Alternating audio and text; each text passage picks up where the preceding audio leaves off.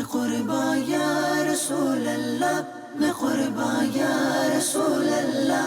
الحمدللہ رب العالمین والصلاة والسلام علی سید الانبیاء والمرسلین، اما بعد فاعوذ باللہ من الشیطان الرجیم، بسم اللہ الرحمن الرحیم۔ الصلاة والسلام علیک یا رسول اللہ وعلی آلک واصحابک یا حبیب اللہ۔ الصلاة والسلام علیک یا نبی اللہ وعلی آلک واصحابک یا نور اللہ۔ محمد صاحب، آج میں آپ کو نبی پاک صلی اللہ تعالیٰ علیہ وسلم کا ایک بڑا زبردست معجزہ سناتا ہوں۔ مگر آپ جانتے ہیں کہ معجزہ کسے کہتے ہیں؟ معجزہ کہتے ہیں ایسی عجیب و غریب بات جو عادتاً ناممکن ہو۔ مثال کے طور پر مردے کو زندہ کر دینا ہر کوئی شخص نہیں کر سکتا نا، چاند کے 2 ٹکڑے کر دینا، تو وہ عجیب و غریب کام جو عادتاً ناممکن ہو، تو ایسے کام کسی ایسے شخص سے ہوں جو نبوت کا دعویٰ کرے اور یہ کام ان کے نبوت کے دعوے کو سپورٹ کرے، اسے کہتے ہیں معجزہ۔ ٹھیک ہے، تو میں آج آپ کو پیارے آقا علیہ السلام کا ایک بڑا عظیم الشان معجزہ سناتا ہوں۔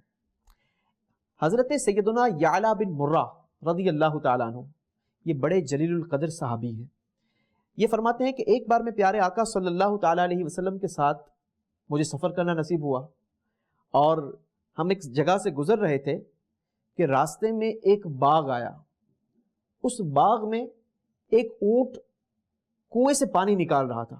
پہلے کے لوگ جو اونٹ وغیرہ ہوتے تھے ان سے اس قسم کے کام کروایا کرتے تھے، کیونکہ پانی بہت گہرائی میں ہوتا تھا اور اس سے نکالنا ایک ڈیفیکلٹ کام ہوتا تھا، تو اب یہ اونٹ وغیرہ سے، جانوروں سے اس قسم کا کام بھی لیا جاتا تھا۔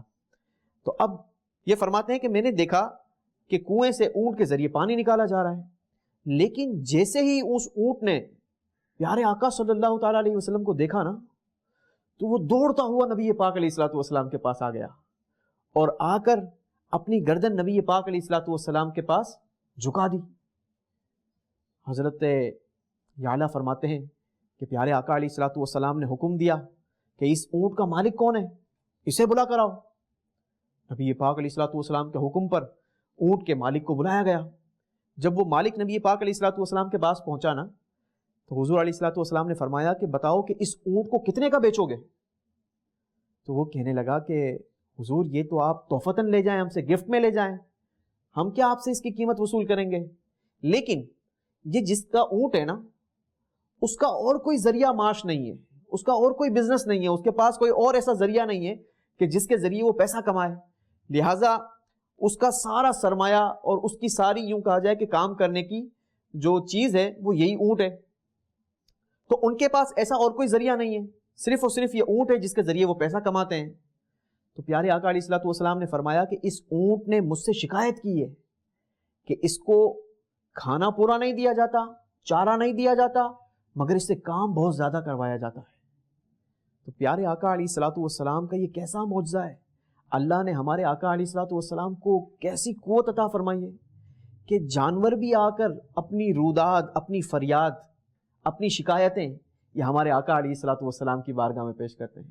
وہ اعلیٰ حضرت کا بڑا پیارا شعر ہے نا، ہاں یہی کرتی ہے چڑیا فریاد، ہاں یہی چاہتی ہے ہرنی دات، اسی در پر شترانے ناشاد، گلائے رنج و انا کرتے ہیں۔ تو نبی پاک علیہ السلام کا یہ بہت زبردست معجزہ تھا کہ جانور بھی پیارے آقا علیہ السلام سے اپنی شکایتیں، اپنی حاجتیں یہ نبی پاک کی بارگاہ میں پیش کرتے تھے۔ کیا جانور بھی نبی پاک صلی اللہ علیہ وسلم کو پہچانتے تھے؟ جی بالکل محمد صاحب، نہ صرف جانور بلکہ شجر و حجر، درخت، پتھر، پودے، یہ سب کے سب پیارے آقا علیہ السلام کو پہچانتے ہیں۔ اچھا، اونٹ کو تو بولنا نہیں آتا، تو اس نے اپنے مالک کی شکایت کیسے کی؟ بہت اچھا آپ نے سوال کیا ہے۔ وہ ہماری طرح تو نہیں بول سکتا، لیکن ہمارے پیارے آقا صلی اللہ تعالیٰ علیہ وسلم کو اللہ نے جو معجزہ عطا فرمایا ہے، وہ تمام جانوروں کی بولیاں بآسانی سمجھتے بھی ہیں، وہ کیا فریاد کر رہے ہیں، وہ کیا چاہتے ہیں، یہ سب ہمارے آقا علیہ السلام جانتے ہیں۔ تو اس کا مطلب ہوا کہ ہمارے آقا جانوروں کی بھی مدد فرماتے ہیں؟ جی بالکل، نہ صرف جانوروں کی بلکہ چرندوں کی، پرندوں کی، انسانوں کی، جانوروں کی، سب کی مدد فرماتے ہیں۔ جیسا کہ آپ نے اس معجزے میں بھی سنا کہ نبی پاک علیہ السلام نے اونٹ کی مدد فرمائی۔ اعلیٰ حضرت فرماتے ہیں نا، فریاد امتی جو کرے حال زار میں، ممکن نہیں کہ خیر بشر کو خبر نہ ہو۔ تو ہمیں کبھی بھی کوئی مشکل آ جائے، کبھی کوئی پریشانی آ جائے، کوئی تکلیف آ جائے، کوئی دکھ آ جائے، کوئی بھی حاجت ہو، پیارے آقا علیہ الصلوۃ والسلام کی بارگاہ میں ہمیں اس کی فریاد پیش کرنی چاہیے۔ اللہ انشاءاللہ ہماری ضرور اس پریشانی کو، بیماری کو، مشکل کو آسان فرما دے گا۔ یہاں پر میں مدنی چینل کے ناظرین کو بھی ایک میسج دینا چاہوں گا۔ الحمدللہ رمضان المبارک کا بابرکت مبارک مہینہ جاری و ساری ہے۔ اس مہینے میں خوب خوب عبادت بھی کیجیے اور دوسروں کی مدد بھی کیجیے۔ اللہ ہمیں اچھے انداز کے ساتھ رمضان گزارنا نصیب فرمائے۔ میں قربان یا رسول اللہ، میں قربان یا رسول اللہ۔ بچوں کا مدنی چینل آ گیا، کیا بات ہے!